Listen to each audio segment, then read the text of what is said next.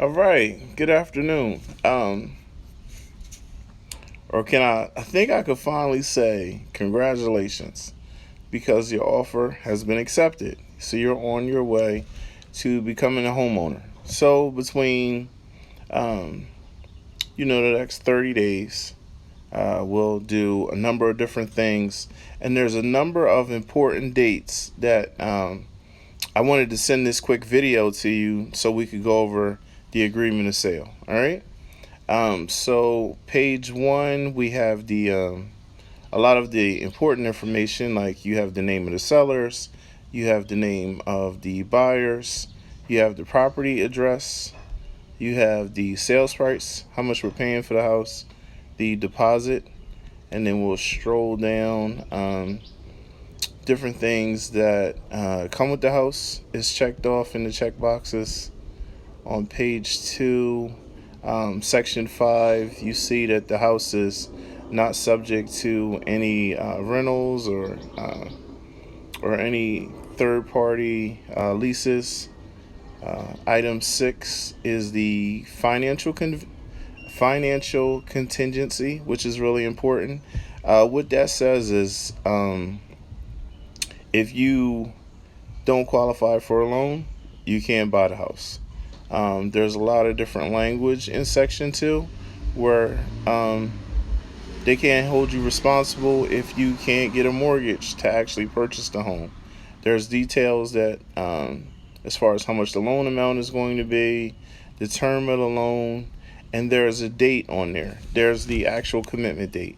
So what the commitment date is you turn in all your paperwork to the mortgage company, um, and then if they feel that you are mortgage worthy, they'll approve the mortgage. They set a commitment date that they will actually approve you for all of the money. Um, Stroll down to item number 7, which is also a very important date. That is the actual settlement date. Get your wrists ready, start doing your exercises, your hand wrist exercises, because you will be doing a lot of signing on this day. That is when we actually meet at the lawyer's office, the settlement attorneys, and you will sign all the documents to transfer ownership from the current seller to the buyer. We can also stroll down um, to stroll to page 5. Now, page 5 starts the home inspection contingencies. Item 20 is actually the wood destroying insect inspection report, which is the termite report. So what happens? The exterminator walks around the house and he checks to make sure there's no termites on the property. We have to turn in a report to the sellers and also give a termite report to the actual mortgage company. So this is one of those very important pieces of paper that we have to submit to the mortgage company. Um, and that's due. There's a due date on that on the agreement of sale. That's in section 20. We stroll down section 21. 21 is the actual home inspection dates. So there's a date that we actually start the home inspection. There's a date that we submit the home inspection report to the sellers where we ask them to correct, fix, or repair certain items that was discovered in the home inspection. They have to respond and send us a response to our request for repairs by a certain date. And then there's a date also in there where the home inspection written negotiations should be completed by. Okay, we stroll down.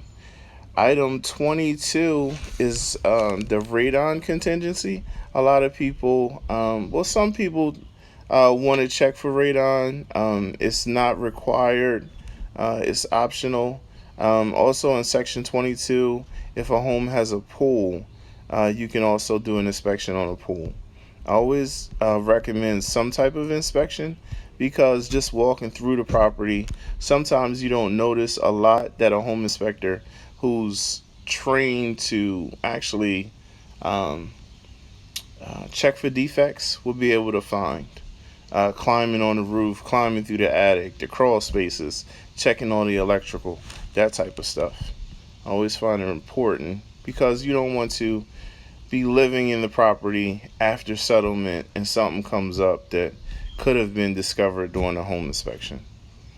Okay, stroll down. Item 31 is all the addendums that are associated with the actual agreement between the buyer and the seller. So there's the seller's disclosure, where the sellers provide a list of everything important in the property as far as what type of heating system, any repairs, any defects. That's their opportunity to disclose to you any corrections that they've made, and anything important and associated with the property.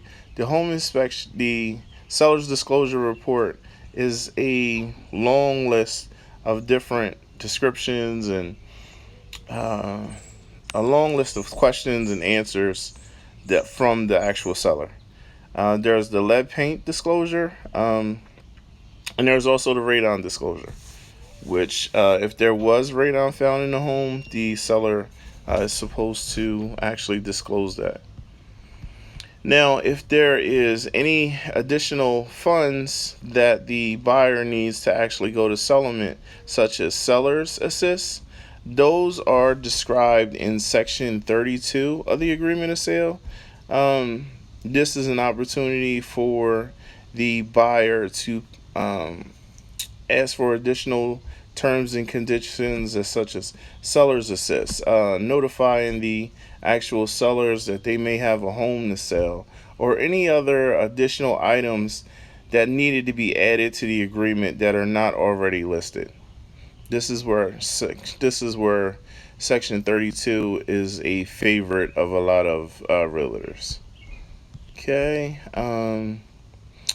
Final acceptance. So section 36 on page 9 is where everybody signs. So the seller signs, the buyer signs. There's also a line there where if the offer is rejected, the actual seller can sign there. Under that is the contact information for the buyer's and seller's agent. So this is where this is helpful for anyone who's actually doing the administrative stuff associated with the transfer from seller to buyer, or such as the attorneys, the legal aides, the title company, that type of stuff. They have all the contact information of everyone involved in the actual transaction, because they have the buyers and sellers on the front page, and then on the last page they have the actual agents that are representing each party.